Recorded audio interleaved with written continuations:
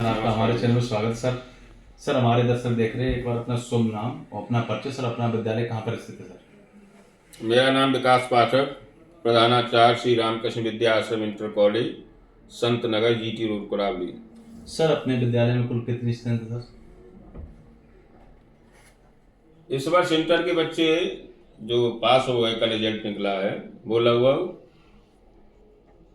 150 बच्चे निकल गए। इसके बाद लगभग इस विद्यालय में 667 बच्चे होंगे। जी 600 प्लस। जी, कहीं ना कहीं देखा जाए सर, 600 प्लस में कुछ बच्चे इसमें ऐसे होंगे जो पढ़ने में परफेक्ट होंगे और कुछ बच्चे ऐसे होंगे जो पढ़ने में वीक होंगे। जो सर पढ़ने में वीक बच्चे होते हैं उन्हें अपने विद्यालय में कैसे परफेक्ट बनाया जाता सर? वीक बच्चों के लिए विद्यालय होते हैं। परफेक्ट बच्चा तो होता है, वो तो अपने घर पर ही पढ़ लेगा, ट्यूशन में पढ़ लेगा। वीक बच्चों के लिए विद्यालय होता है। उन बच्चों को सबसे पहले उनकी प्राथमिक कमजोरियां वो दूर की जाती हैं शुरुआत में। उसके बाद धीरे धीरे उनको उनकी क्लास की बुक दी जाती हैं, और जब उनकी सामान्य रूप से जब वो उस बात को कवर कर लेते हैं तो अपने आप उनका पढ़ने में मन लगने लगता है।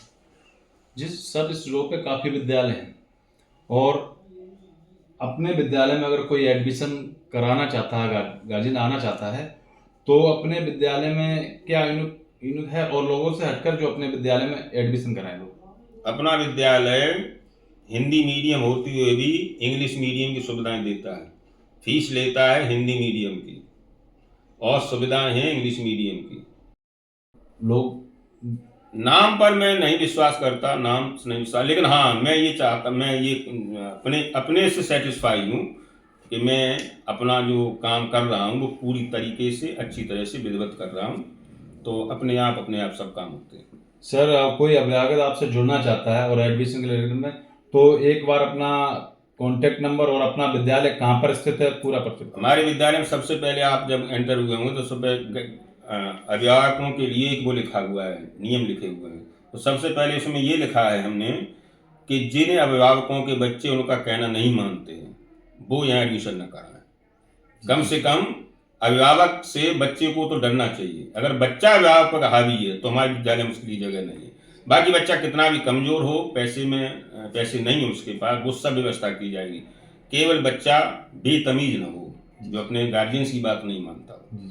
अपने गार्जियंस की बात मानेगा तो हमारी भी बात मानेगा और उसका स्वागत है। किसी प्रकार की कोई समस्या नहीं है। कमजोर हो बच्चा, केवल यह वो पढ़ना चाहता हो, उसके गार्जियंस उसे पढ़ाना चाहते हैं, बस। सर अपने विद्यालय में कुल कितना स्टाफ है सर? हम 3 हमारे विद्यालय में चतुर्थ श्रेणी कर्मचारी हैं, 1 बाबू हैं और 11 लोग हम और हैं, 11 अध्यापक और। जी 11 प्लस मान के चलते टीचर जी।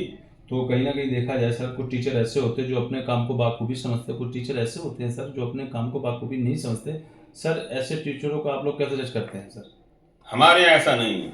हमारे यहाँ हर अध्यापक जो है वो अपने सेल्फ डिसिप्लिन में रहता है। हम किसी से कुछ नहीं कहते, ना हमारे यहाँ कोई एप्लीकेशन लिख के देता है छुट्टी की, और न कोई नियम है। सेल्फ अनुशासन बच्चों का है और अपने आप कर्तव्य सब अध्यापक पूरा करते हैं। आप देख लीजिए, सब अध्यापक अपने आप लगे होंगे, किसी से कोई, और विद्यालय भी उनका समय पर ध्यान रखता है। सर एक बार कॉन्टेक्ट नंबर और पूरा एड्रेस बता दीजिए सर, अपना विद्यालय कहाँ पर स्थित है? रामकृष्ण विद्या आश्रम, संत नगर, जीटी रोड, कुरावली, केसी पेट्रोल पंप के पीछे यहाँ पर। और मेरा नाम विकास पाठक और विद्यालय का जो मेरा नंबर है वो है 93 19 47 19 24। एक बार अगेन रिपीट कर दीजिए सर। 93 19 47 19 24। धन्यवाद सर, आपने अपना कीमती समय दिया। नमस्कार सर। नमस्कार। से लैस है और पढ़ाई बहुत अच्छे स्तर की होती है।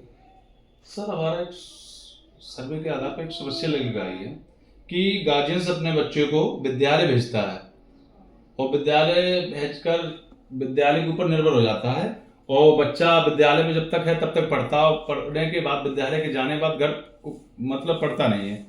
तो क्या इतनी जिम्मेदारी विद्यालय की है, क्या उतनी जिम्मेदारी गार्जियंस की नहीं है सर? इसके बारे में क्या कहना चाहते हैं आप? अभिभावक की भी जिम्मेदारी है और विद्यालय की ज़्यादा जिम्मेदारी है। बच्चे को अगर विद्यालय में अच्छा लगेगा और उसको गृह कार्य दिया जाएगा और गृह कार्य देने के बाद उसे लगेगा कि दूसरे दिन विद्यालय में मुझे इनाम मिलेगा या विद्यालय मुझसे संतुष्ट होगा, विद्यालय प्रसन्न होगा, तो अपने आप काम करेगा। अगर बच्चा स्कूल नहीं आता है तो सबसे बड़ी समस्या ये है कि गार्जियंस को बच्चे को विद्यालय रोज भेजना चाहिए। ये ग्रामीण क्षेत्र है, यहाँ पर गार्जियंस इस बात पर ध्यान नहीं देते। अगर बच्चा डेली आएगा तो गृह कार्य भी करेगा, पढ़ेगा भी, खेलेगा भी, कूदेगा, सब काम करेगा। काफ़ी लोग सर ऐसे हैं जो उनकी आर्थिक स्थिति ऐसी नहीं है जो विद्यालय में बच्चों को पढ़ाने के लायक।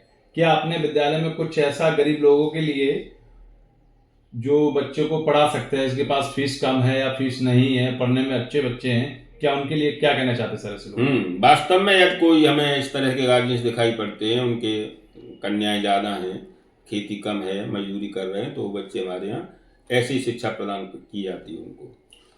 और तेज बच्चों को रामकृष्ण विद्याश्रम स्कूल में रामशंकर पाठक स्मृति में उनको, जो बच्चे तेज होते हैं उनको वजीफा भी हर महीने दिया जाता है। और अपनी तरफ से सर, अपने विद्यालय की तरफ से हमारे दर्शक देख रहे हैं, अपने विद्यालय में सर क्या और सुविधाएं हैं जो लोगों को अभी तक नहीं पता है, तो लोगों तक हमारे चैनल के लिए क्या मैसेज पहुंचाना चाहते हैं? ऐसे कई विद्यालयों में कहीं सबसे पहले तो ये समझना चाहिए शिक्षा का उद्देश्य क्या होता है। शिक्षा बच्चे को क्यों दी जाती है? शिक्षा दी जाती है इसलिए कि desirable change in behaviour according to time and condition. समय और परिस्थिति के अनुसार बच्चे के व्यवहार में कैसे परिवर्तन आए, तब वो शिक्षित कहा जाता है। शिक्षा का मतलब ये नहीं है पाठ पढ़ा दिया, केमिस्ट्री, फिजिक्स, बायोलॉजी के सूत्र याद कर लिए, ये शिक्षा नहीं है। हमारी विद्यालय की विशेषता ये है कि बच्चा जब यहाँ से निकलता है इंटर करने के बाद, तो उसे पढ़ाई के साथ साथ जीवन कैसे जिया जाए, जीवन को कैसे बिताया जाए आगे, ये बात बताई जाती है। और रिजल्ट भी हमारे विद्यालय का बहुत अच्छा, 100% बच्चे पास हुए, इनका रिजल्ट आया हाई स्कूल में और इंटर में। इंटर में 1-2 बच्चे फेल हो गए, बाकी बहुत अच्छा रिजल्ट रहता है और बच्चे परफेक्ट होते हैं। सर हम लोगों ने सर्वे किया, सर्वे के आधार पर सर सबसे